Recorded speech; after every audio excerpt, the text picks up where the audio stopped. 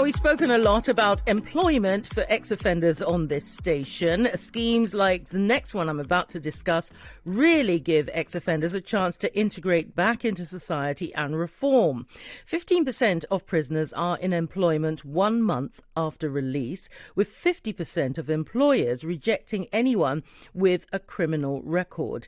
The Releasing Potential scheme was first launched by Greene King, in 2019, and is designed to give prison leavers a chance to start over with a sustainable career in hospitality.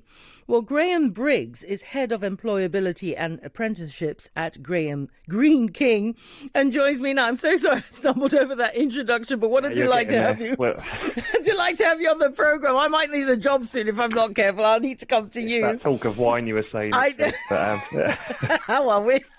Not till later on in the day. Lovely to have you on the program, Graham. Tell us a bit about this scheme. Yeah, so Releasing Potential, we launched back in 2019. We had a number of established social mobility programs and apprenticeships within the business already.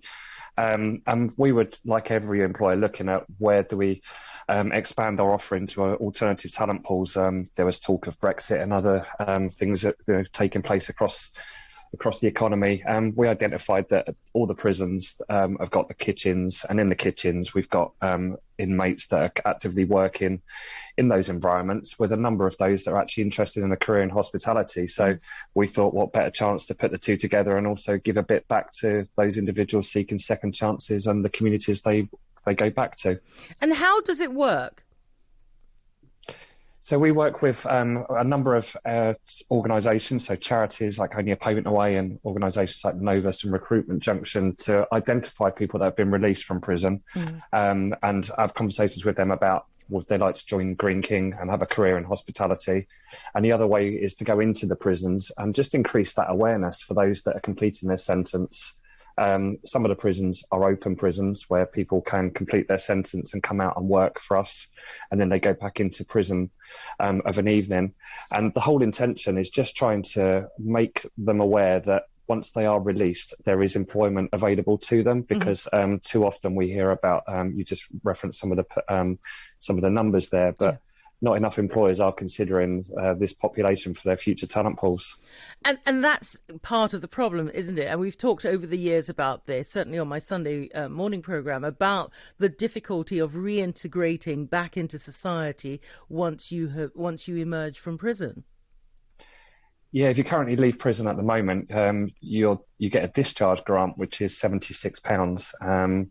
And that went up only a couple of years ago. So it's actually, it hasn't been that much for a while now. So if you can consider, well, how far can you get with that money if you don't have a network around you, if you don't have friends and family, and also once you're released from prison, you're not released from your local prison.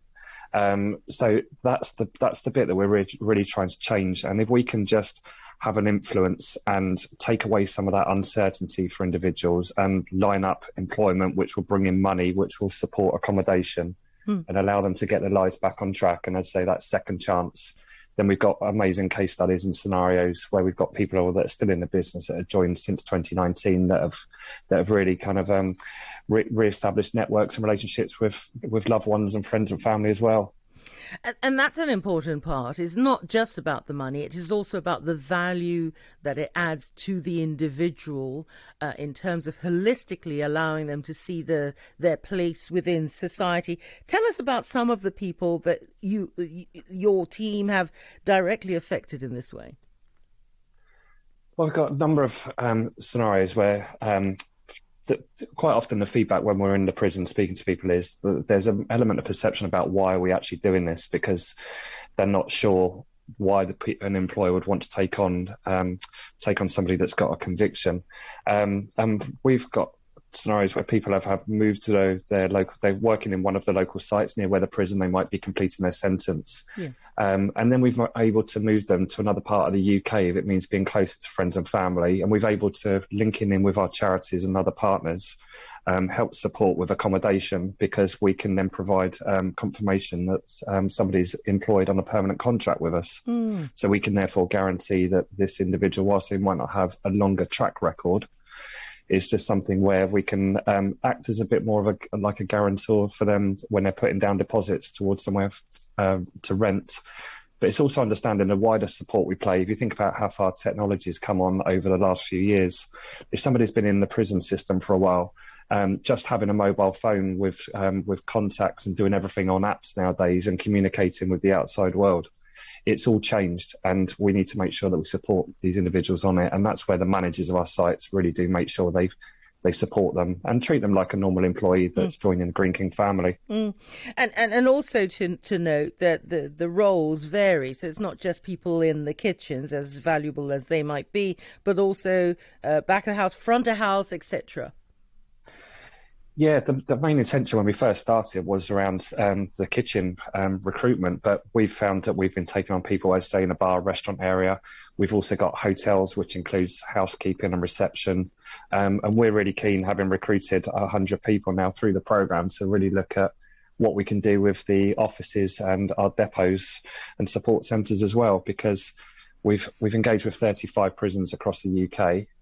It takes time for an employer to establish those relationships and contacts, but we're just going to keep going, and we're going to keep building on the foundations that we've laid, and that will hopefully then bring more opportunities about for those that are completing their sentences. And you currently are working, I understand, with 35 different prisons?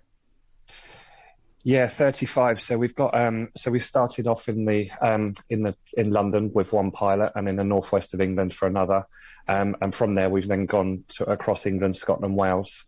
So the program works really well, and so we now then support people where they can relocate. And within London we've got some exciting activity that's been taking place with a number of those prisons, and we've got a really good relationship where we can come in and talk to a number of inmates and just really make them aware of what's out there for hospitality, but also signpost and provide some employment advice if they just want to use our experience and get a bit of an understanding about what to do when it comes to release. Graham, thank you, and thank you and your team for the work that you do. I was speaking there to Graham Briggs, who is the head of employability and apprenticeships at Greene King.